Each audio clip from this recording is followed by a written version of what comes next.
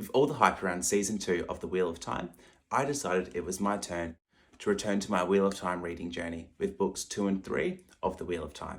I had an absolutely fantastic time with these two books, and I grew to love the series to a much larger scale than I did with the first book. I think I'm definitely hooked in and will probably be reading all 14 books of this series, and I can't wait to spend more time with these characters in this world.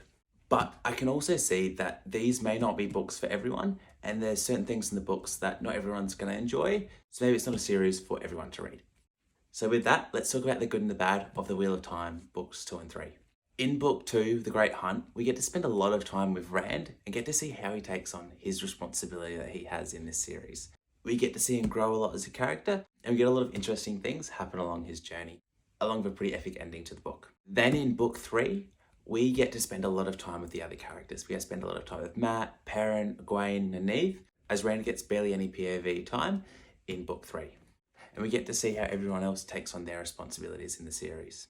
I thoroughly enjoyed both of these books, seeing the characters and world grow a lot, and seeing how this plot is slowly developing out.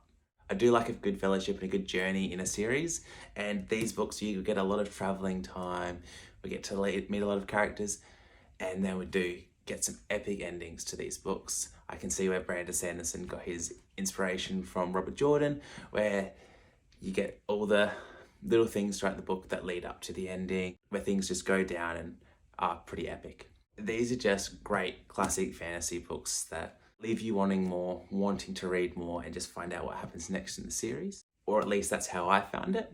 Going into what could be considered as the bad side of the books is this is a slow series. You could see the first 3 books as relatively the same, with big long trips, journeys throughout the novel with a fight scene at the end that leaves you wondering what's to come in this series and thinking the plot hasn't developed too much. I think at the moment we're getting a lot of setup in the series, and there's just not a lot of payoff right now. I assume that's going to come later in the series, as it's a 14-book series.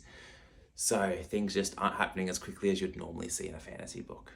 Outside of the pacing and the slower plot, I think the only real issue I had with the book was the way that the weaving of the pattern works and how a lot of luck is involved in our characters' journeys. Like with Matt, for example, there's just a lot of luck that just pushes him in certain directions. And I understand that's part of the world, but it's just, it feels like things being forced to happen too much, whereas I much prefer when the characters are making things happen for themselves.